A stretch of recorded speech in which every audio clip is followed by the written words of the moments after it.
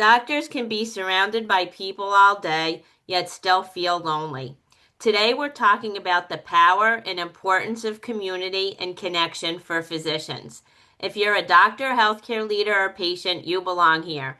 I'm Kim Downey, and this is Stand Up for Doctors Conversations at the Intersection of Connection, Courage, and the Future of Healthcare. I'd like to welcome back Dr. Lulu and Dr. Nicole Perrotte. Thanks for joining us today, Dr. Lulu and Nicole. Thank you so Hi. much, Kim. Yeah. You're Happy New Week. Happy Monday. Happy to see everything. you. Hey, Nicole. Hi. Hi, Lulu. Yeah, this is great. So this episode is sponsored by Brian Case at Direct Wealth Care, helping physicians navigate the financial stress no one talks about in medicine with conflict-free tools and resources. And by way of a brief introduction, Dr. Lulu is a Nigerian-born pediatrician, author, speaker, and advocate for LGBTQ youth and their families. And Dr. Nicole Perrotte is board certified in internal medicine and is a health and wellness coach with over 20 years experience in internal, lifestyle, and obesity medicine. And what would you most like our audience to know about you today? I've had you both on before separately as we begin our conversation. Dr. Lulu, would you like to go first? Yeah, sure. Why not? I think the main thing is it's not a bad thing if you reach out for help. I think physicians are maybe subconsciously or consciously trained to know everything, to have all the answers, to like just not falter, not shake, not be weak, as if that's possible. I mean, with all due respect, trigger warning, our suicide rates tell a different story. So, one thing that I know is the power of connection, communication, collaboration, and then community, the 4 C's that we came up with at the recent episode of my podcast, Ask a Black Woman podcast. So I just know that those 4 C's, and maybe there are others, but I know that just having connection, when I first came to Atlanta, Georgia, I think the very first time ever, I made a post on social media. I said, "Oh, I'm looking for a place to stay." And Dr. Nicole was like, "I have a cousin who has an Airbnb." I mean, it's something I didn't know her, I never met her before. It didn't matter. She saw someone in need. She offered. I took on the offer, and we've been inseparable. I know she came to see me at the hotel, and she came to my retreat, and I went to her event. I mean, and it just gets bigger and bigger. But if I hadn't asked because I needed a place to stay, I would not know Nicole. She'll be one of the many faces. So that's how I want to enter this, that it's okay to ask for what you want. I mean, for goodness sake, stop mouth doesn't get fed. I know that till I die. So that's why I want to start with that it's okay to say, I need this. Say it. Yeah, well, thank you. That's a beautiful introduction and why we're having this conversation today. Because after you met Nicole, you reached out to me and you said, I want to come on and talk about, the power and importance of community. And you shared with me how you had recently connected with a few physicians, including Nicole, and I was like, I know Nicole. And I thought you wanted to come on and do this with her. And I think everything you said is so important. And we can't say it often enough. So, Nicole, what would you like us to know about you today? Right. No, thank you so much again for having me back. It's such a pleasure to be back. And everything you said is true. Internal medicine physician, health and wellness coach, working in the menopause and obesity space and building my practice. And so having people like Dr. Lulu in my corner and Kim having you in my corner is all part of the community. And as Dr. Lulu said, we tend to operate in silos as physicians because we were taught that it all ends with you. You, as the individual, you have to make the right decision for treatment, diagnosis. If there's a failure, it was all your fault, regardless of the many systemic errors that may have been coming along the way before that final decision. And so, learning and unlearning some of the things that we've been taught is really, really important. And it's key because we tend to carry that mindset forward when we look at the environment we are now, and you can't operate alone. You have to lean on others. You have to reach out to the community. Try different things. Get to learn your blind spots. What are they? What is keeping you back? Because when you're in a silo operating by yourself, you're never ever going to find out what's going on. You're not going to get insights on some of the latest trends, what may be happening. You may be suffering with a problem like Dr. Lulu needed a place to stay. And it could be as simple as that, but it could be even more complicated. Like, how do I move? How do I get access to? You name it, and you have no clue, but you reach out to your community, you ask one question, and even if they don't know, easily someone else will have the answer. And that has been my experience, and I find that it's so true. We need that community for collaboration, for clarity, all the C's that Dr. Lulu just talked about. I can't remember all of them, but yes, all the C's. We need them. I remember community and collaboration for sure. Yeah. Yeah, I mean, I agree. And then connection and Connection. conversations like this, right? And I think, and I may be speaking too broadly, but I almost want to say women have the ability to do that a little bit more. I can't speak for the other sex because I'm not a man. I don't know. As a mother of boys, though, I do observe they bond on certain things, usually more superficial, like what video game to play, right? But when it's like the deep stuff, like somebody's girlfriend broke up with them, I watched my kids also navigate that. It was like, oh, I'm fine. And they just didn't want to talk about it. But if a girl's boyfriend broke up with her, she's calling Nicole and they're going for ice cream and they're going to talk about it. Like, I think it's one of, I just want to offer that as an option. It's available to you. Male, female, non-binary, transgender, whoever you are, it's actually, we were made to be connected by nature. I mean, for those who read the Bible, who want to quote the Bible, God didn't stop at creating one person, right? They created a helper and then children and things like that. We just need each other. It's just so much more, it's so much more fun when you have other people. Besides your blind spots, even, it just makes you feel when they say a problem shared is a problem halved, they're not joking. Like truly, besides that, like Nicole said, besides getting a place to stay, it was just good to have another Black woman who's like, oh yeah, whatever, fill in the blank. And we just get it. We just got it. So I want to say thank you for allowing us to come and talk about this and, just begin to scratch the surface about it. You're welcome. It's really important. It's really important because one of the things that we've really been highlighting now, and even the former Surgeon General had talked about it, the statistics for people who live alone and the consequences of that. So there are actually health consequences for people being alone. So we also need to tap into that as physicians. It doesn't apply outside of ourselves. It also applies to us as physicians. Yes.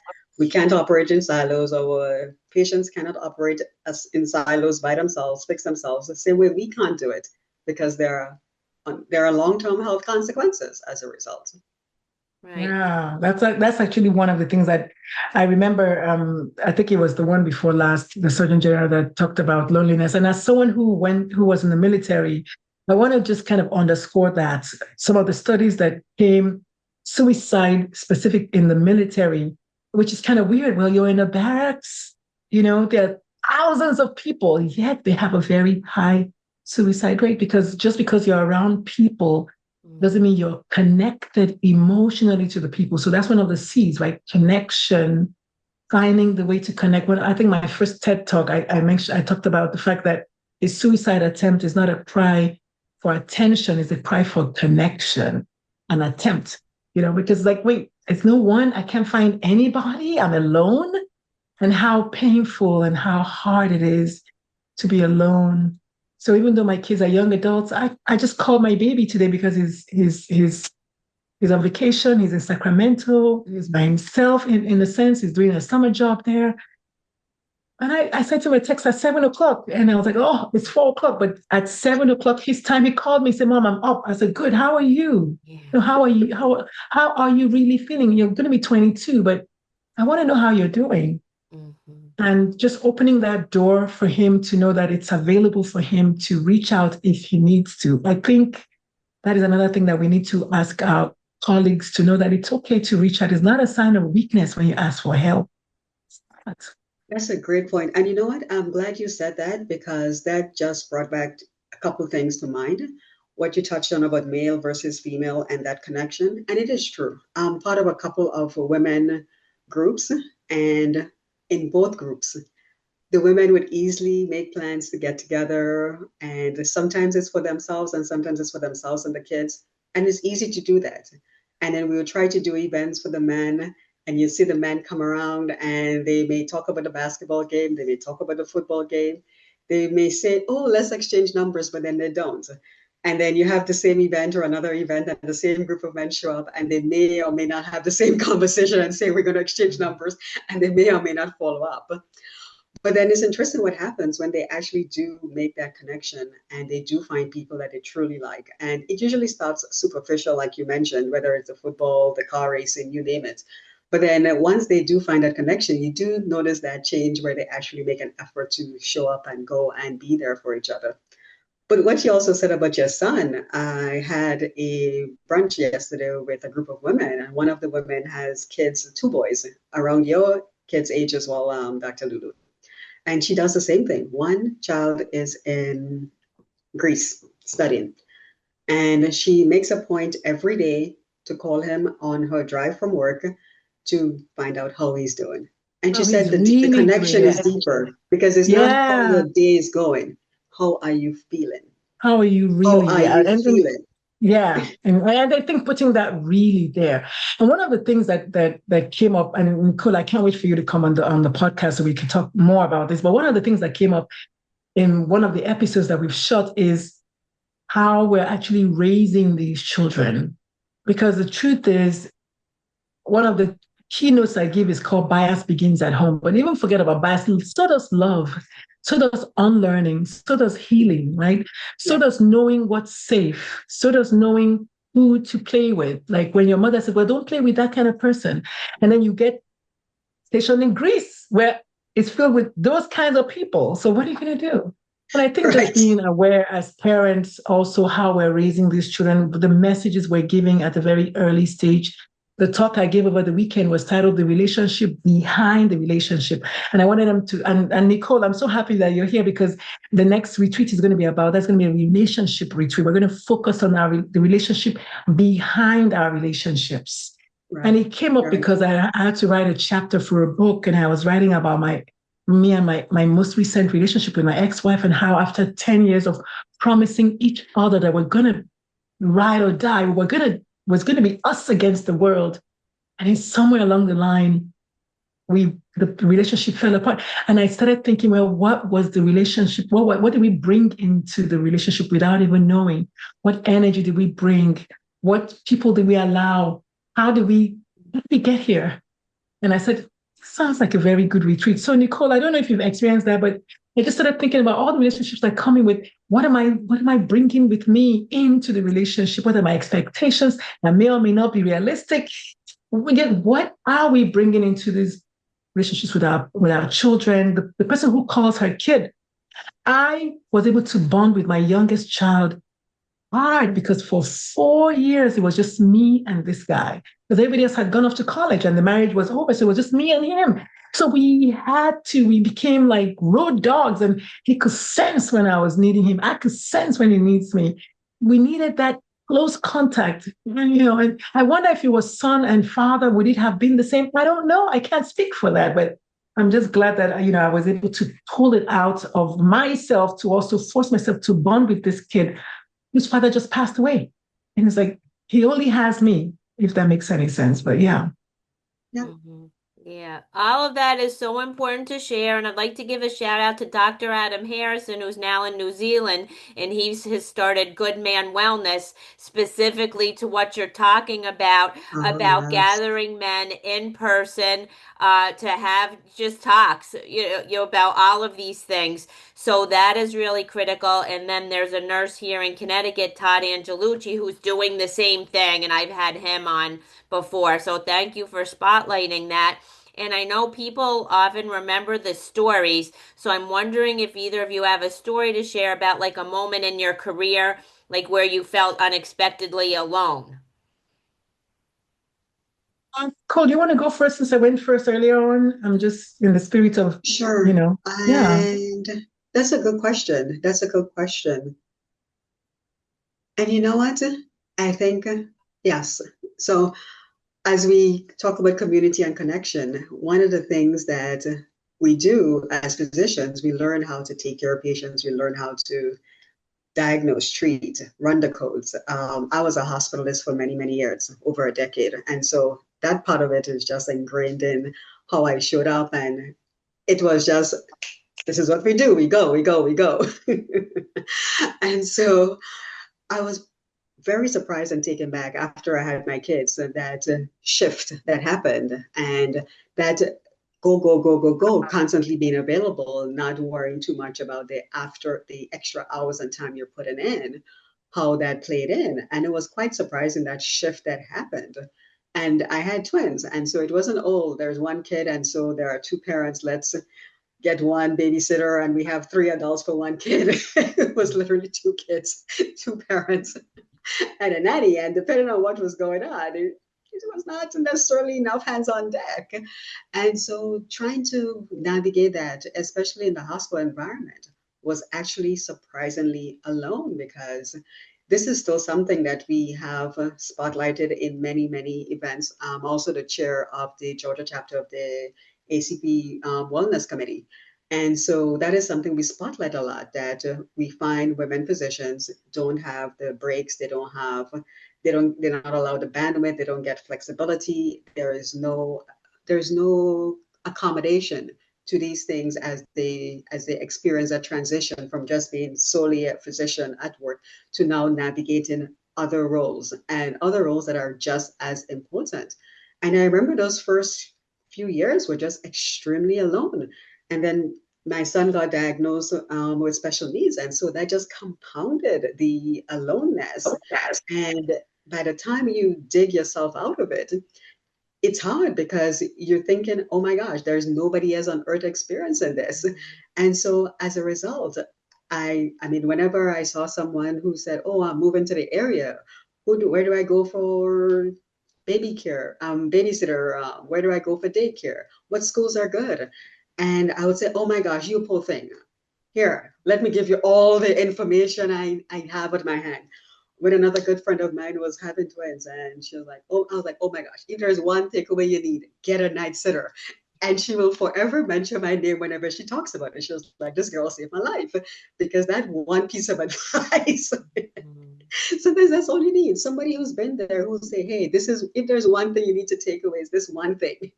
And so being there and being aware of people who may need help. And sometimes you don't know what you need, but being able to say, hey, this is what I would suggest. This is something you should seriously consider to help improve your quality of life. Then that in itself is a huge step with connection, huge step. So that person feels less alone and not as trapped and trying to figure out, oh my gosh, where do I go next? What do I do next? How am I ever going to see the end of this? Because it's just a never ending road. Yeah, I've actually like looked suicide in the eye, and I like to talk about it. They always say, tell stories from your scars and not from your wounds. So of course, that was 2015. This is 2026. So this is many, many years ago. But I remember that I was active duty Air Force. I was the medical director of the pediatric department at the largest ambulatory unit for the US Air Force, which is Lackland Air Force Base, Wilford Hall. I was the commander, and yet I was surrounded by people, like literally my ex-wife loved me, just children doted on me, and yet that day I was driving down the road and I wanted to drive off. I took off my seatbelt. I took off the roof of the car because it was a convertible, and I was just looking for a space. And I tell the story because it's real. It is real. It's not because I wasn't happy necessarily. I just wanted to get out. I was done. And the only reason I'm still sitting down here today is because I could not find space in the highway to drive up before the emotion died down. But at the peak of that emotion, I was ready to drive off. And then by the time it died down and I got home, my ex took one look at me. She was like, "You look like you've seen a ghost." I said, "I feel like I've been a ghost." And this is important to have someone that can see you and recognize that. And right away, she was like, "Not," and she said to me, and I quote, "Not on my watch." And she called off work, and the rest is history. But the point is, I was a walking zombie. We need to talk about that because there's such a high, especially with suicide rates in women, there's a higher rate of, in the past, it used to be higher rate of attempts. Now it's a higher rate of completion in women. It used to be higher rate of attempt, but now it's a higher rate of completion. So I want us to, women, especially if you're watching this, to not take it for granted, that feeling you have, and not be ashamed of it, and not feel like you're the only one. Sometimes I look through my phone and I just send Nicole, "Hey girl, hey." Mm-hmm. And I know she probably doesn't know all the reasons why I send the text message. Sometimes I just want to connect with someone. Sometimes she responds, sometimes she doesn't. But the point is, I was like, okay, at least I know I can send to Nicole. I'm just using Nicole because she's here. Or Yamika, or whoever person that I see, I just send a quick text to help me connect with someone. Sometimes I get out of the house, just go for some sunlight, drink some water, call my kids, talk to somebody, call my mother. I want us to, because I don't want us to just come and talk about it without offering solutions. And so that's what I'm trying to do, because we're running out of time. I think it's okay for, first of all, identifying the emotion. For me, it was just a whole lot of despair. I wasn't depressed, and I try to separate the difference in my TED talk. Sometimes, but I just saw him yesterday. Yeah. Because it's not always like, "Oh, woe is me." Mm-hmm. Sometimes it's not. Sometimes you just get an acute feeling and it's just like at that moment. Of course, removing things like firearms, right, from your house, the things that can cause you to have a completion. But also having people, like, maybe there was a long time ago, there's this app called the Not Okay app. And it was designed by two 14-year-olds because they were like, okay, whenever you don't feel okay, just tap on the app. The app pre-selects 5 people that you have selected, 5 chosen people that you have pre-selected.